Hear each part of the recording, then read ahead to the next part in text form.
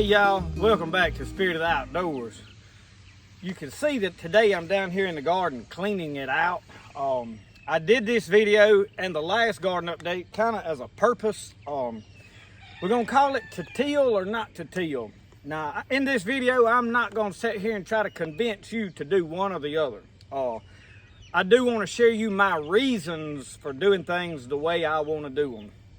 And I have a saying, the best way to do things is the way you like to do it, because you have to figure out what works for you. Last year we tried some no-till in an area of the garden. I like the concept. I like the organic matter and the less fertilizer and the less stuff. A couple of problems I had last year up here is I had an ungodly amount of bugs, snails, all kind of worms took over everything. I had blight twice as bad. I'm not going to sit here and tell you that that was because of the litter on the ground. It's supposed to suppress that in tomatoes. But I had worms and bugs, snails just literally eating plants up. We had more squash bugs than we have ever had, and I did use the granular ink poison last year too. You see behind me, this is a big giant, it's a squash slash zucchini. I think it crossbred from some seeds I had, they pollinated.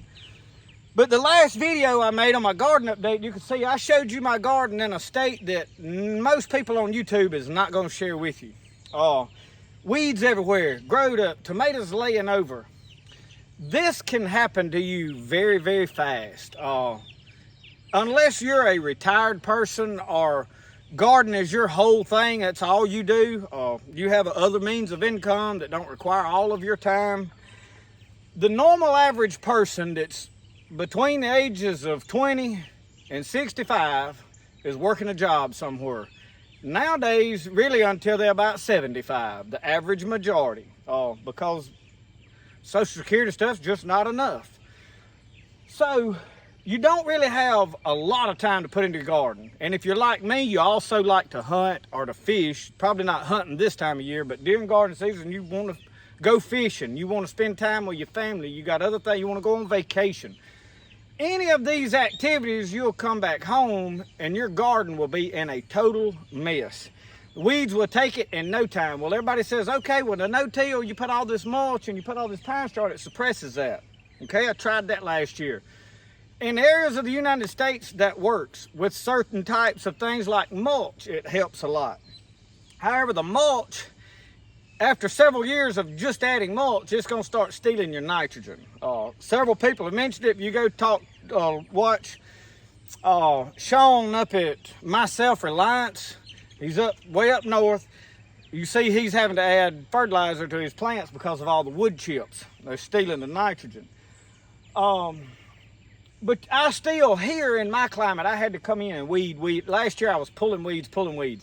Did suppress a little bit. The cardboard trick, I tried that. I literally had weeds growing out from under the cardboard up through the pine straw that I had on it. It didn't help. So you look behind me now and you see I've been hoeing. This is my hoe of choice. I made this hoe. This is on I think a hickory stick.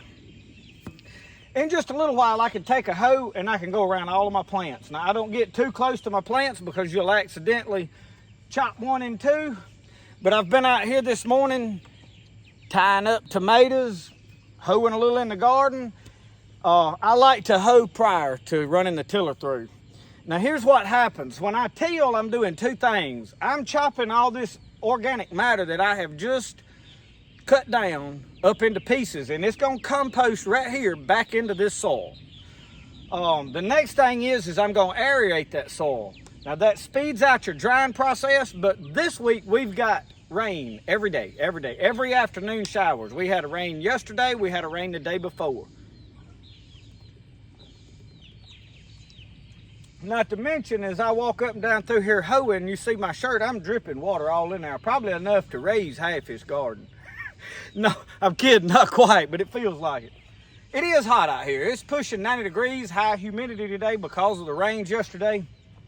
But I wanted to walk you through here and I wanted to show you just how quick you can go from an overgrown garden that looks awful with a hoe and a tiller to a beautiful Instagram-worthy garden. So hang with me. I'm fixing to run the tiller through some of this, and then I'm going to walk you through and show you just how good it looks. I'm going to walk you through right now and show you this stage between hoeing and the tilling.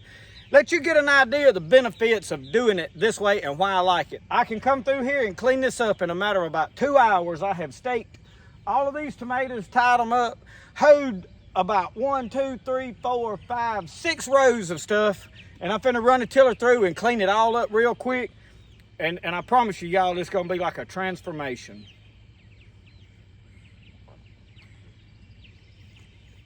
Y'all, that is a beautiful plant. And you see right here these piles.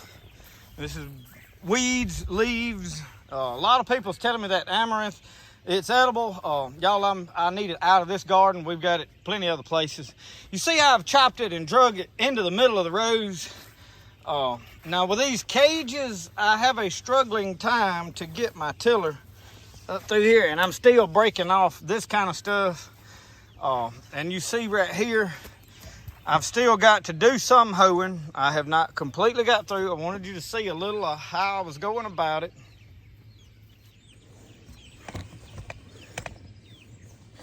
I'm going right here, and these that are falling over, I like to try to weave this stuff in behind without having to just tie everything. Sometimes you got to come through and tie it. And then these weeds that are inside the cages, you still gonna have to pull those. Now I did want to mention, I have done come through here this morning and picked 4 or 5 gallon buckets, 2 buckets of tomatoes, 1 bucket of squash and zucchini, and then another bucket of cucumbers. So, and there's still a few tomatoes. I just found one after I'm in here cleaning up a tomato I missed. You see, that's one of my celebrities right there. I missed it this morning. I need to come back and get it. But it's a little difficult through some of these, and you see how that plant's got to be pulled up. I still got a little bit of tying to do here.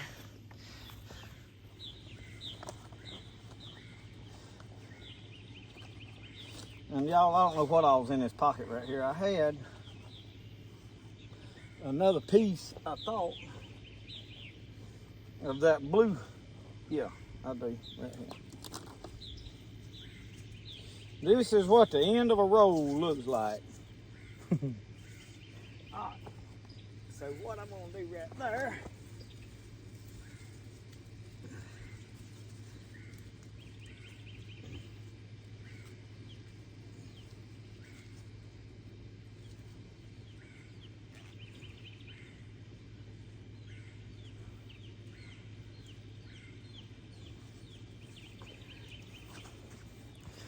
you see, I walked through these squash yesterday and they were horrible. Now, obviously we got some blight disease. There's still some weeds showing up. Eggplants, y'all, I have picked eggplants, but they still eggplants down in there growing.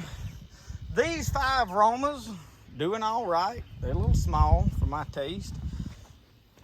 You see, over on the inside of this, you're gonna have to reach over in there and pull. You can't get a hoe into that. So, I mean, there's some realities, but just that simple. I can pull a little bit of weeds. I just don't want to have to go in here and pull all the weeds.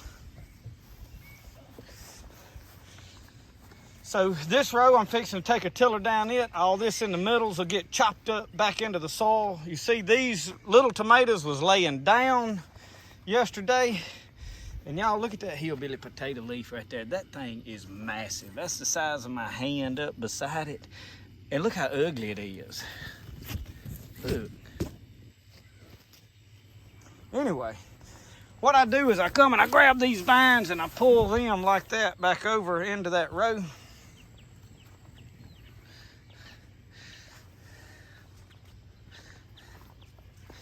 And y'all look at these little tomatoes. They starting to turn. That's them black cherry tomatoes, grape tomatoes.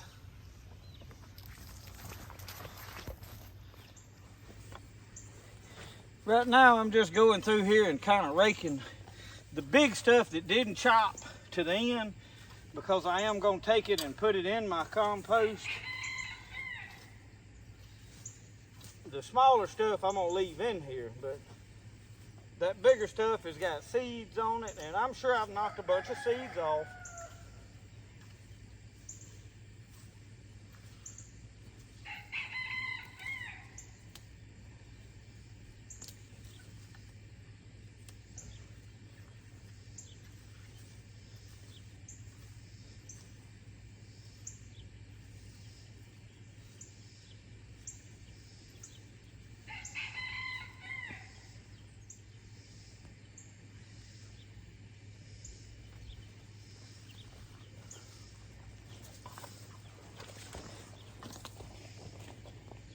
All right, y'all. We've got an Instagram-worthy garden now. Oh, get on this side. You can see up through here how clean these rows are. Now the plants, granted, they're not Instagram-worthy. Some of them ain't. A lot of it is. I mean, you see we have some plants doing really good. That one there took a hit. But you see the most of them are in pretty good shape. Cleaned up. Now this, the reason I didn't clean this up perfect is that's my multiplying onions under there, so I just cut the grass back and left it. And I hadn't got all up, some of those two rows got too close together. You can't really get in there without damaging a plant, so I left it. So these reasons, things are the way they are.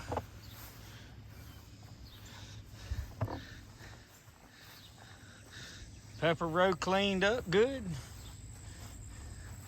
Cleaned both sides of that bean row up. I've still got to do some more right there on that bean row.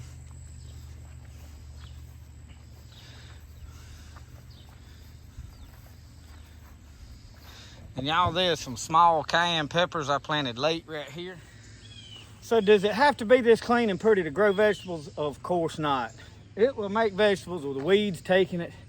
Probably not gonna do as well because your weeds and stuff are robbing a lot of nutrients from your soil.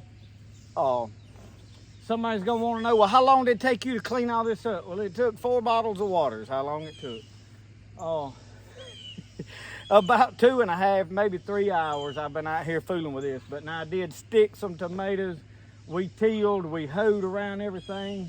And y'all, it'll be good for a little while longer. Now, you can see, obviously, I cut some vine when I was hoeing right there. They done wilted.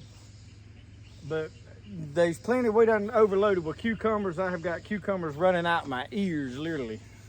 Well, not literally, but you see them laying on the ground.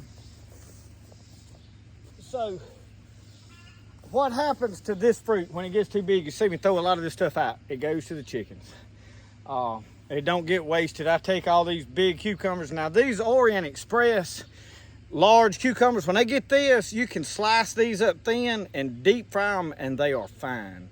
If you have not done that, try that. But here, most of it goes into the chicken pens and becomes chicken feed.